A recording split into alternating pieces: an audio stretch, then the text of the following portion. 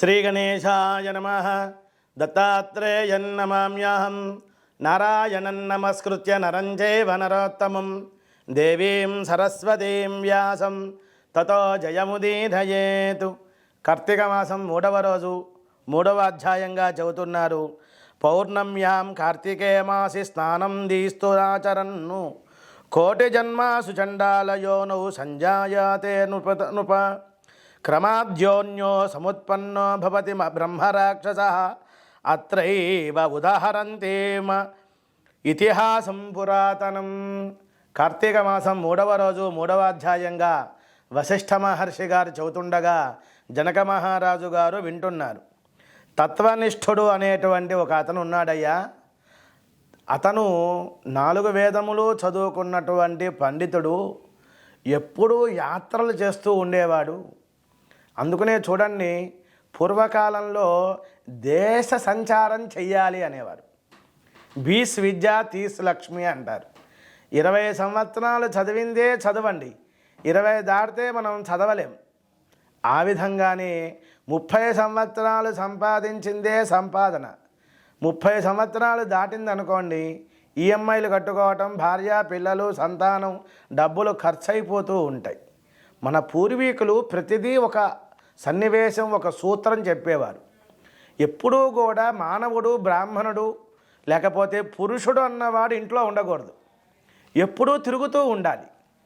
అలా తిరిగినప్పుడు ఏమవుతుంది, అక్కడ ఉన్నటువంటి ఆచార వ్యవహారాలు అన్ని విషయాలు తెలుస్తాయి. అందుకనే ఈ కాలంలో పొల్యూషన్ ఎక్కువైపోయింది. పెద్ద పెద్ద పట్టణాలలో నగరాలలో ఉండలేకపోతున్నారు. 30 రోజుల్లో కనీసం ఒక 2 రోజులైనా సరే ఆ అరుణాచలము, అన్నవరము, ఎక్కడో తిరుపతో వెళ్ళాలి. అక్కడ దేవతా సంబంధమైనటువంటి చరిత్రను తెలుసుకోవాలి.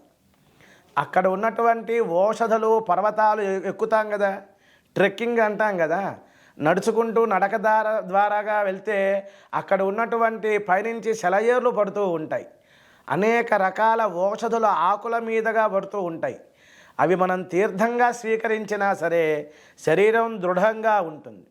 కాబట్టి నెలలో, సంవత్సరంలో కొన్ని ముఖ్యమైన మాసాలలో నదీ స్నానం చేయటం చాలా విశేషమైంది. ఈ తత్వనిష్ఠుడు కూడా గోదావరి నదికి వెళ్దాం, అక్కడ స్నానం చెయ్యాలి, 1 రోజులు కూడా సరదాగా మనం ఆచరించాలి అనుకుంటూ వెళ్తూ ఉన్నాడు.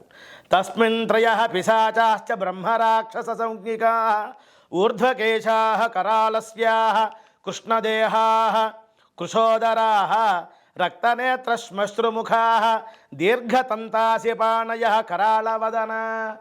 తత్వనిష్ఠుడు బ్రాహ్మణోత్తముడు కార్తీక మాసం గోదావరి నదిలో స్నానం చేద్దామని వెళ్తుంటే ఆ నదికి దగ్గరలో పెద్ద మర్రి చెట్టు ఉంది.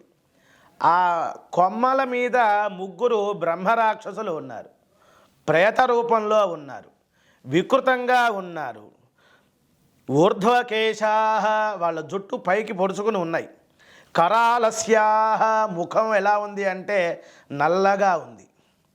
కృష్ణదేహాః కృశోదరాః, శరీరం అంతా కూడా శుష్కించిపోయింది. ఆ ఉదరం, పొట్ట కూడా లోపలికి వెళ్ళిపోయింది. రక్తనేత్రాః, ఎర్రని కళ్ళు దిగుడు బావుల్లాగా ఉన్నాయి, కోరలు ఉన్నాయి. వాళ్ళని చూస్తే భయపడిపోతారు, మృత్యువాత పడిపోతారు, చనిపోతారు. అటువంటి సమయంలో దైవబలం ఉంది కాబట్టి ప్రతిరోజు కూడా భగవన్నామ స్మరణ చేసేటువంటి తత్వనిష్ఠుడు నదికి వెళుతూ మార్గమధ్యంలో ఆ చెట్టు దగ్గరికి రావటం, మర్రి చెట్టు దగ్గరికి 3 రాక్షసులను చూడటం, ఒక్కసారి భగవన్నామ స్మరణ చేశాడండి. అందుకనే మనం ఎప్పుడైనా సరే అబ్బా అమ్మ అని మనం దెబ్బ తగిలినప్పుడు అనుకుంటాం. అలా అనకూడదు, భగవన్నామ స్మరణ చేయాలి. ఆ నామ వైభవం ఎటువంటిది అంటే, నారాయణో నామ నరో నరాణాం ప్రశుద్ధచోరః కథితం పృథివ్యాం అనేక జన్మార్జిత పాప సంచయం హరచ్చ శేషం స్మృత మాత్రయేవ. ఒక్కసారి తత్వనిష్ఠుడు నారాయణ నారాయణ అని నామాన్ని స్మరించినప్పుడు స్వామి యొక్క అనుగ్రహం కలిగింది. ఈ నామాన్ని విన్నటువంటి ఆ 3 బ్రహ్మరాక్షసులు కూడా వారికి పూర్వజన్మ వైభవం గుర్తొచ్చింది. చేసినటువంటి దౌర్భాగ్య పనులన్నీ గుర్తుకొచ్చాయి. ఓ బ్రాహ్మణోత్తమ, మిమ్మల్ని ఏమీ చెయ్యము, మీకు ఉపయోగపడతాం, మీరు మాకు సహాయం చెయ్యండి అన్నారు. తత్వనిష్ఠుడు ఒక్కసారి తెలివి తెచ్చుకున్నాడు. బ్రహ్మరాక్షసులు ప్రేత రూపంలో ఉన్నారు, వీళ్ళు మాట్లాడుతున్నారు. ప్రసన్నేన అంతరాత్మన కిమిదం కర్మ నాకేన వికారం రూపం ఈదృశ. ఏమయ్యా, మీకు ఇటువంటి వికృతమైనటువంటి రూపం ఎలా వచ్చింది చెప్పండి అన్నారు. ఏమీ లేదండి, అహం పురా ద్రావిడేషు గ్రామణీ బ్రాహ్మణాధమ నిష్ఠురో వాక్యచతుర గ్రామే మందర సంజ్ఞకే. మాది ద్రవిడ ప్రదేశం అండి. 3 రాక్షసుల్లో ఒక రాక్షసుడు చెబుతున్నాడు, మాది ద్రవిడ దేశము, మందర అనేటువంటి ఒక గ్రామము. దానిలో మునుసుబ్బుగా కరణీకం చేసేవాళ్ళు ఉండేవారు పూర్వం. వాటిల్లో కాస్త లోటుపాట్లు చేశాను. డబ్బులు ఎవరు ఎక్కువ ఇస్తే వాళ్ళకి స్థలాన్ని పెంచేవాడిని, డబ్బులు తక్కువ ఇచ్చినటువంటి వారికి ఆ యొక్క స్థలాన్ని నేను గుంజుకునేవాడిని, లాక్కునేవాడిని, దోచుకునేవాడిని, దాచుకునేవాడిని. దానివలన నా యొక్క కుటుంబం అంతా కూడా విచ్ఛిన్నం అయిపోయింది. 7 తరాల వరకు కూడా అందరూ కూడా అధోగతి పాలయ్యారు. నేను మటుకు వికృత రూపంలో రాక్షసిగా ఉన్నాను అన్నాడు. రెండో వాడు చెప్పాడు, మాది ఆంధ్రప్రదేశం అండి, తెలుగునాట. నాకు తల్లి తండ్రి ఉన్నారు, నాకు వివాహం అయింది, పిల్లలు ఉన్నారు. మాతృదేవో భవ, పితృదేవో భవ, ఆచార్య దేవో భవ, అతిథి దేవో భవ అని వేదానికి సంబంధమైనటువంటి మాటలను నేను పట్టించుకోలేదు. దేవుడు పూజ చేసినా చేయకపోయినా మాతృసేవ పితృసేవ చెయ్యాలి. నేను వాళ్ళ దగ్గర ఉన్నటువంటి ఆస్తంతా నేను తీసుకున్నాను, రాయించుకున్నాను, లాక్కున్నాను.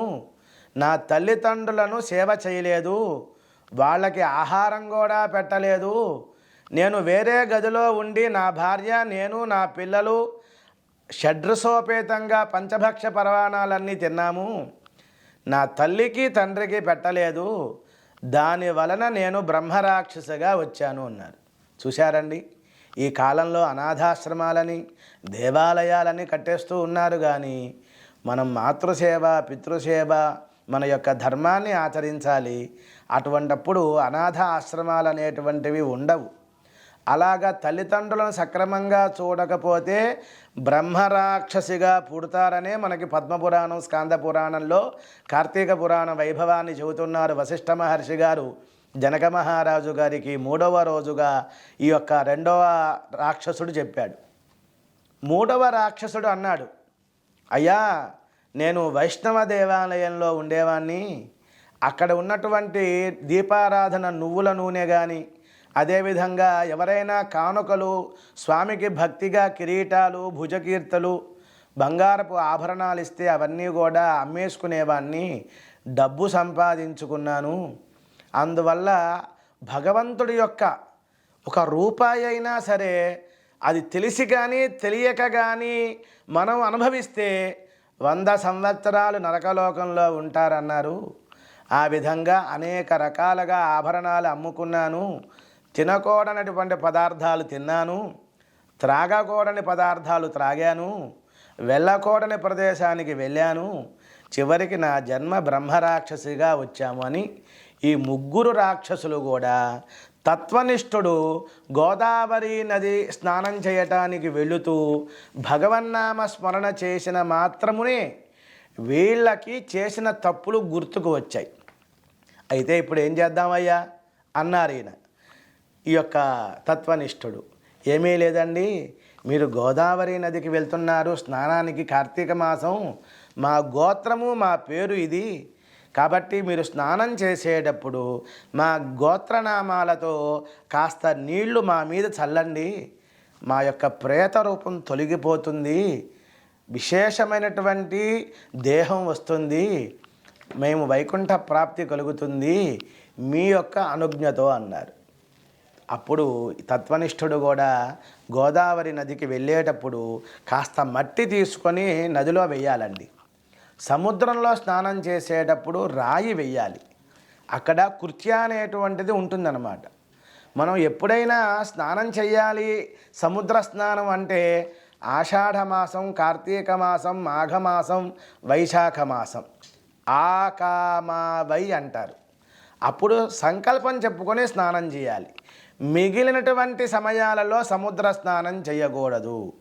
ఒకవేళ 365 రోజులు సముద్ర స్నానం చేయాలి అంటే గోకర్ణం దగ్గర ఉన్నటువంటి సముద్రంలో స్నానం చేయవచ్చు. కనుక నదిలో స్నానం చేసేటప్పుడు సంకల్పం చెప్పుకొని కాస్త మట్టి నదిలో వెయ్యాలి, అక్కడ ప్రార్థన చేయాలి. గంగ రూపంలో నందిని నలిని సీత మాలిని చ మహాపగ విష్ణుపాదాబ్ది సంభూత గంగా త్రిపథగామిని భాగీరథి భోగవతి జాహ్నవి దతసేశ్వరి ద్వాదశైతాని నామాని ఎత్ర ఎత్ర జలాశయే స్నానకాలే పఠే నిత్యం మహాపాతకనాశనం అతితీక్షణ మహాకాయ కల్పాంత దహనోపమ భైరవాయ నమస్తుభ్యం అనుజ్ఞాం దాతుమర్హసి అని నమస్కారం చేయాలి. భైరవుడికి నమస్కారం చేయాలి.